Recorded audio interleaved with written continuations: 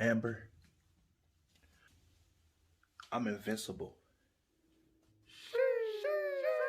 I know. Excuse me? I knew you were invincible. Wh- How long have you known? For about 3 weeks. What the? 3 weeks? If you knew for 3 weeks, why have you been giving me a hard time? Because you weren't spending any time with me.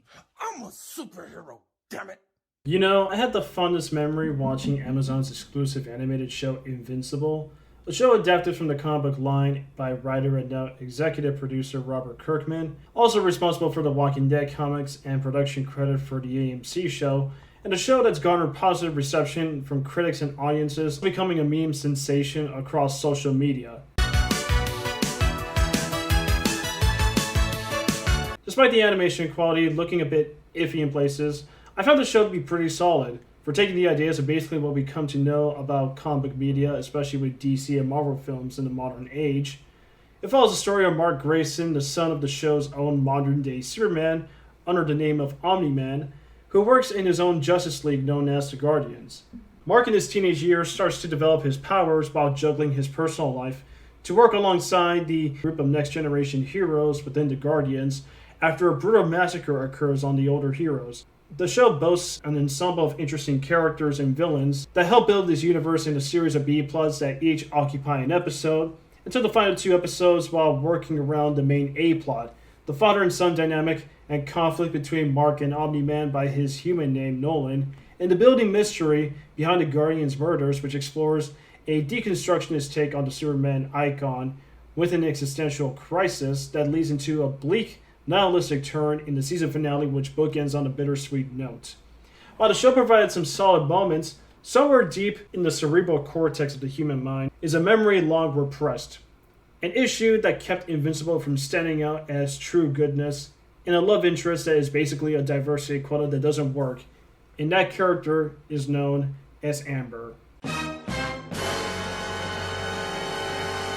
Not to falsely compare a fictional character to a long repressed traumatic memory in the human psyche, but Amber is one of those characters who has become the center of contempt across media culture after the show had wrapped up its pilot season. Despite the outcry, I was willing to give this character a fair chance, because the show itself, at first watch, was pretty good. So let's break this character down based on what we know of the first season.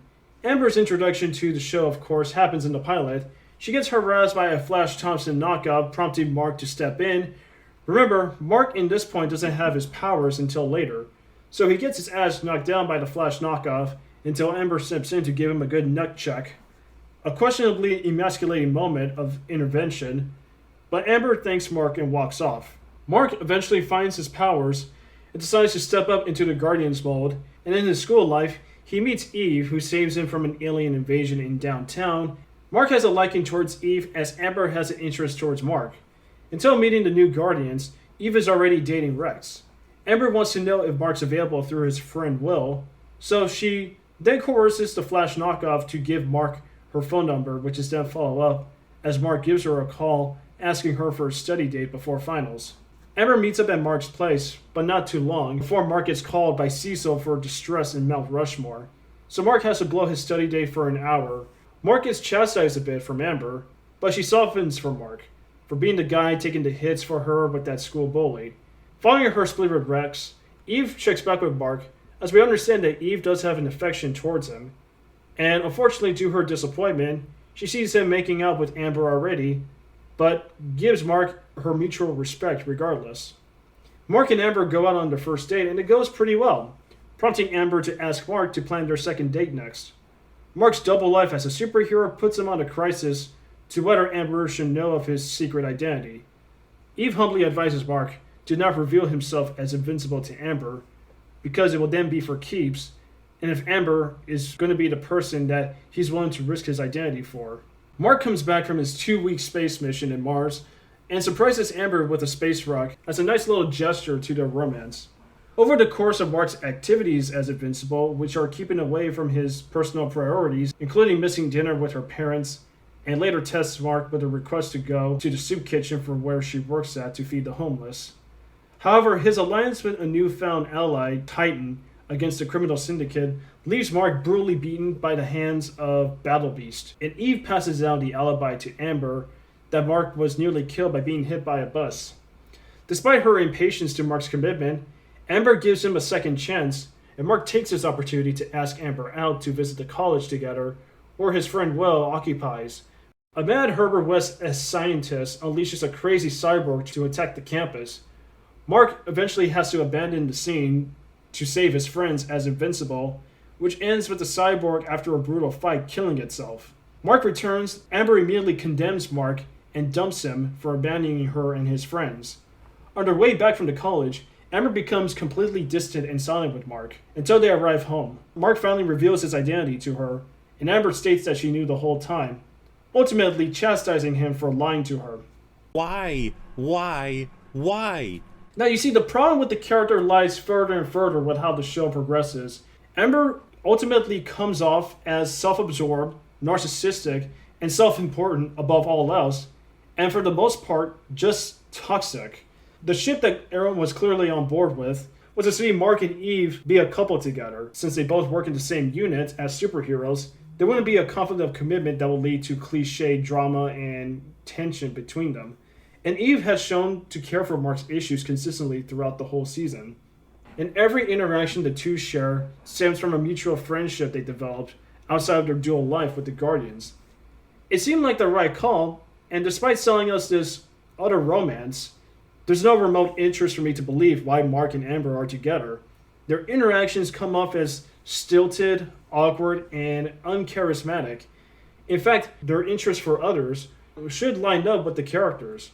Amber is depicted as a modern liberal who has a humanitarian and altruistic concern for people, and she's supposedly perfect at everything and knows everybody and knows everything about their whereabouts, working at the shelter to feed the homeless.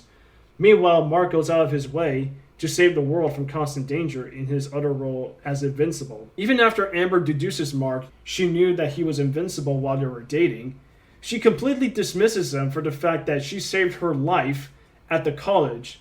Doesn't that scream familiar? Amber comes off as completely selfish and self-serving, when Mark's been struggling with his double life, saving his world from constant threats. Well, what have you done to help? I work down at the soup kitchen. Never seen you down there. You want to help? Grab a ladle. As a show that handles the deconstructionist approach to superheroes in the modern day fairly well, this is just a worse subversion towards the trope of superheroes, because it isn't commonplace that superheroes would have trouble adjusting their relationships with their romantic interests. But somewhere, this subplot just lends to a lot of cliche drama and tension and uncalled for behavioral judgments from Amber herself. It'll be like in Spider-Man 2, when Spider-Man unmasks himself as Peter Parker in front of Mary Jane Watson, and MJ would probably berate him for missing her play and saving New York City from Doc Ock. Or in Kick-Ass, where Dave reveals himself to Katie that he is Kick-Ass, Katie would probably dismiss him equally. It's a different context and a different media, but a bad subversive payoff regardless. We understand that Mark is a flawed character. He has trouble adjusting his personal life as his other world demands so much out of him. His efforts to save the day don't go entirely well to his favor. He makes bad judgment calls, helping out the wrong people. And in his personal life, he has lost touch with his social circle, but Amber puts him on the wrong, and the show reinforces this framing device poorly. During the conversation scene in episode 7 between Mark and his friend Will partially blames Mark for not saving his boyfriend on time, while Mark is pursuing Amber to fix her ordeal at the college. Even Eve at a point tucks down to Mark for stringing Amber along in their juggling romance, despite advising Mark to keep his secret identity hidden from her. The show near the end reinforces Mark's fault, and it doesn't work when Mark's been put under a lot of pressure in his newfound life, and he comes off still pretty empathetic and rather relatable, as we do see that it does take a toll on him in his personal life, while he still struggles to live up to his father's shoes. It doesn't help in Amber's case, she reacts and acts irrationally towards Mark. Right after she dumps him at the college, she gets invited to a sorority party, and immediately flirts with the party host hours after they have broken up, which shows how Amber is willing to throw herself to anybody after any tumultuous relationship. And how self-righteous she is in the show. No one, not even Mark, calls out on her bullshit. She's so perfect and everyone likes her because she's smart and acknowledges a lot of things. Yet every guy, including the Flash Thompson knockoff, is intimidated by her because she's supposed to be the answer of female empowerment to women out there. But like every other character representing female empowerment in recent years, Amber is just a terrible character. It's worthy to note that in the comics, Amber's character is white-skinned and is actually an empathetic character in comparison based on some excerpts. When Mark tries to tell the truth to Amber, Amber tests him to prove to her that he is invincible. And after a quick wardrobe change via panel, Amber forgives him for the campus incident that also occurs in the comic and becomes all the more attracted on the fact that her boyfriend is a superhero. Amber was even a victim in a toxic relationship in later issues of the comic when she was beaten by an abusive boyfriend that Mark later goes to threaten on her behalf. But no, we can't have an emotionally wounded white lady on the show. We gotta have our jaded color change wall of a character to appeal to audiences for the sake of a diversity quota. Even on a visual design, Amber's very unpleasant to look at.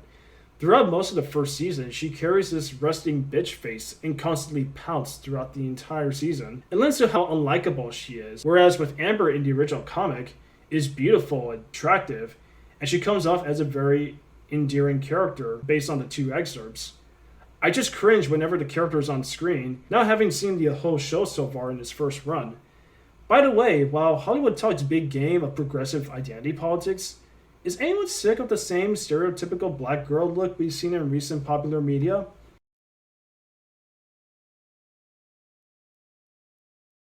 While most people are already on the fence against Amber, since episodes 6 and 7 recontextualize her as an awful character for the entire season, there are people that are on the side for Amber, aside from the straw man of being afraid of strong women, and that we just don't like her because she's a woman, and that a smart woman should be entitled to have double standards that fits her emotions.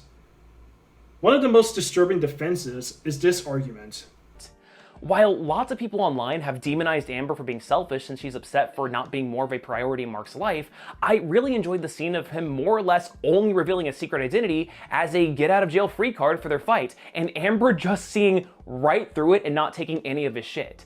The girl was constantly stood up and lied to, so forgive me if I think that being frustrated is a perfectly normal way to react to that.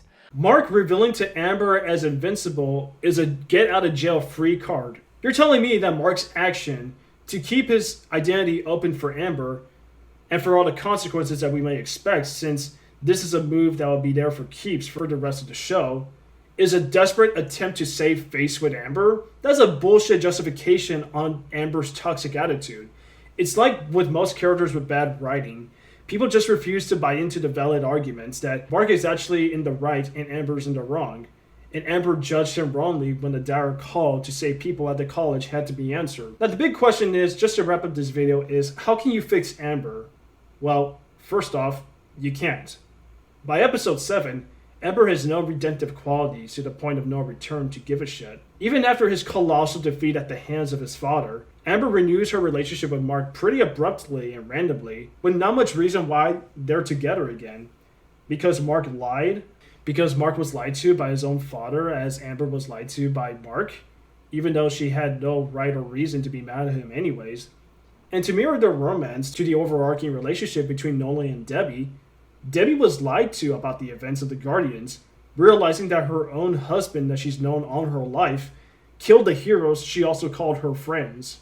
And after giving her trust to Nolan in their time in Italy, Nolan admits by verbatim that his life with Debbie is meaningless, denouncing Debbie as a pet, as the rest of humanity is meaningless, and is bound to be nothing while Nolan will stand to live eternally longer than humanity. Now, people are going to throw the defense that Amber wasn't remotely associated with Mark's parents, but both Mark and Debbie were met with a lie on a devastating degree, and is going to be difficult for the characters to recover from.